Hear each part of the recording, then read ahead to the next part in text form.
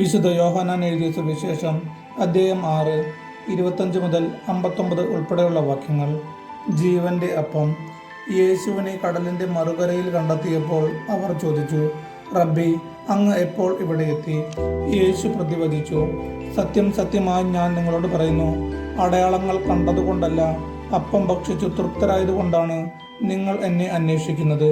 നശ്വരമായ അപ്പത്തിനു വേണ്ടി അധ്വാനിക്കാതെ മനുഷ്യപുത്രൻ തരുന്ന നിത്യജീവന്റെ അനശ്വരമായ അപ്പത്തിനു വേണ്ടി അധ്വാനിക്കുവിൻ. എന്തെന്നാൽ പിതാവായ ദൈവം അവന്റെ മേൽ അംഗീകാരം മുദ്ര വച്ചിരിക്കുന്നു. അപ്പോൾ അവർ ചോദിച്ചു, ദൈവഹിതമനുസരിച്ച് പ്രവർത്തിക്കുന്നവരാകാൻ ഞങ്ങൾ എന്തു ചെയ്യണം? യേശു മറുപടി പറഞ്ഞു, ഇതാണ് ദൈവഹിതമനുസരിച്ചുള്ള പ്രവൃത്തി, അവിടുന്ന് അയച്ചവനിൽ വിശ്വസിക്കുക. അപ്പോൾ അവർ ചോദിച്ചു, ഞങ്ങൾ കണ്ട് നിന്നെ വിശ്വസിക്കേണ്ടതിന് എന്തടയാളമാണ് നീ ചെയ്യുക? എന്താണ് നീ പ്രവർത്തിക്കുക? അവിടുന്ന് അവർക്ക് ഭക്ഷിക്കുവാൻ സ്വർഗത്തിൽ നിന്ന് അപ്പം കൊടുത്തു എന്ന് എഴുതപ്പെട്ടിരിക്കുന്നത് പോലെ ഞങ്ങളുടെ പിതാക്കന്മാർ മരുഭൂമിയിൽ വെച്ച് മന്ന ഭക്ഷിച്ചു. യേശു മറുപടി പറഞ്ഞു, സത്യം സത്യമായി ഞാൻ നിങ്ങളോട് പറയുന്നു, മോശയല്ല നിങ്ങൾക്ക് സ്വർഗത്തിൽ നിന്ന് അപ്പം തന്നത്. എൻ്റെ പിതാവാണ് സ്വർഗത്തിൽ നിന്ന് നിങ്ങൾക്ക് യഥാർത്ഥമായ അപ്പം തരുന്നത്. എന്തെന്നാൽ ദൈവത്തിൻ്റെ അപ്പം സ്വർഗത്തിൽ നിന്ന് ഇറങ്ങി വന്ന് ലോകത്തിന് ജീവൻ നൽകുന്നതത്രേ. അപ്പോൾ അവർ അവനോട് അപേക്ഷിച്ചു, കർത്താവേ, ഈ അപ്പം ഞങ്ങൾക്ക് എപ്പോഴും നൽകണമേ. യേശു അവരോട് പറഞ്ഞു, ഞാനാണ് ജീവന്റെ അപ്പം. എൻ്റെ അടുത്ത് വരുന്നവനെ ഒരിക്കലും വിശക്കുകയില്ല, എന്നിൽ വിശ്വസിക്കുന്നവനെ ദാഹിക്കുകയുമില്ല. എന്നാൽ നിങ്ങൾ എന്നെ കണ്ടിട്ടും വിശ്വസിക്കുന്നില്ല എന്ന് ഞാൻ നിങ്ങളോട് പറഞ്ഞിട്ടുണ്ടല്ലോ. പിതാവ് എനിക്ക് നൽകുന്നവരെയെല്ലാം എൻ്റെ അടുത്ത് വരും. എൻ്റെ അടുക്കൽ വരുന്നവനെ ഞാൻ ഒരിക്കലും തള്ളിക്കളയുകയില്ല. ഞാൻ സ്വർഗത്തിൽ നിന്ന് ഇറങ്ങി വന്നിരിക്കുന്നത് എൻ്റെ ഇഷ്ടം പ്രവർത്തിക്കാനല്ല, എന്നെ അയച്ചവൻ്റെ ഇഷ്ടം പ്രവർത്തിക്കാനാണ്.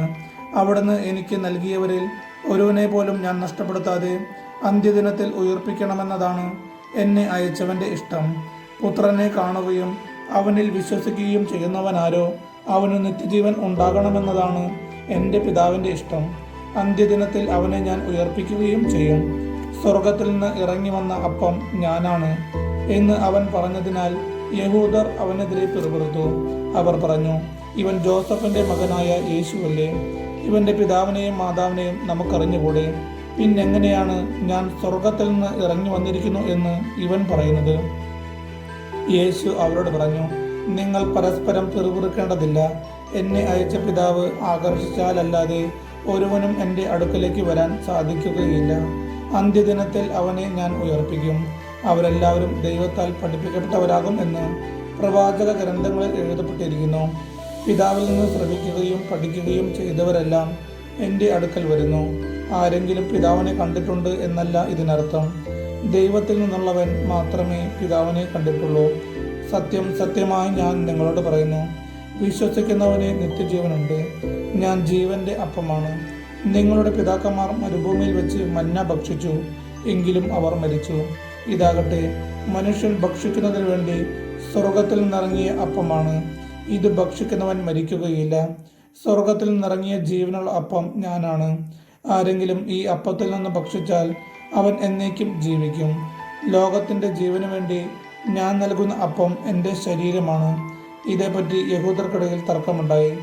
തൻ്റെ ശരീരം നമുക്ക് ഭക്ഷണമായി തരാൻ ഇവന് എങ്ങനെ കഴിയും എന്ന് അവർ ചോദിച്ചു. യേശു പറഞ്ഞു, സത്യം സത്യമായി ഞാൻ നിങ്ങളോട് പറയുന്നു, നിങ്ങൾ മനുഷ്യപുത്രന്റെ ശരീരം ഭക്ഷിക്കുകയും അവന്റെ രക്തം പാനം ചെയ്യുകയും ചെയ്യുന്നില്ലെങ്കിൽ നിങ്ങൾക്ക് ജീവൻ ഉണ്ടായിരിക്കുകയില്ല. എൻ്റെ ശരീരം ഭക്ഷിക്കുകയും എൻ്റെ രക്തം പാനം ചെയ്യുകയും ചെയ്യുന്നവന് നിത്യജീവനുണ്ട്. അവസാന ദിവസം ഞാൻ അവനെ ഉയർപ്പിക്കും.